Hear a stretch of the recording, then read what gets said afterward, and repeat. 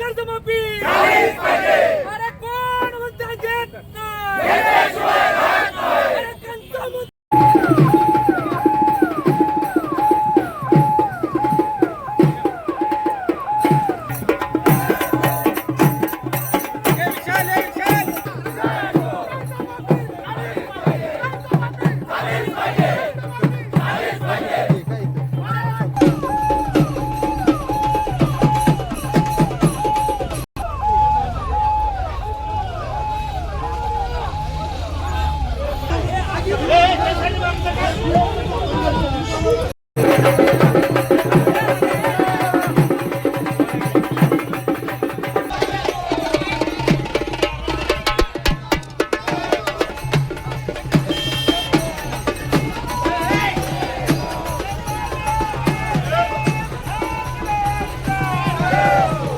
खरं तर भारत हा कृषीप्रधान देश आहे, परंतु भारतामध्ये सगळ्यात जास्त आत्महत्या शेतकऱ्यांच्या होतात.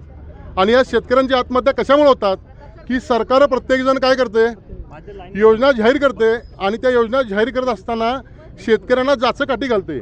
त्यामुळं मागील 2 योजनांचा आम्ही अभ्यास केला असा 30 ते 35% शेतकरी हे योजनांपासून वंचित राहिलेले आहेत, त्यांची कर्जमाफी झाली नाही.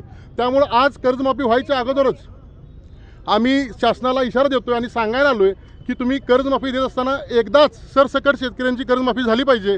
मागच्या वेळी ज्या पद्धतीनं माजी आमदार ह्यांच्यावर 5 वर्षात 966 कोटी रुपये खर्च होते दर 5 वर्षाला, तर पेन्शन असू दे, भत्ते असू दे, महागाई भत्ते असू देत, आणि आमच्या शेतकऱ्यांना मात्र एखादं 2 लाखाचं 50,000चं कर्ज माफ करताना 10-12 जाचकाठी घातल्या जातात.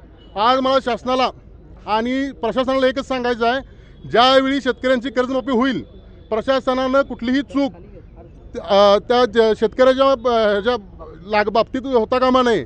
जेवढं काय नियोजन होईल तेवढं शेतकऱ्यांना केलं पाहिजे.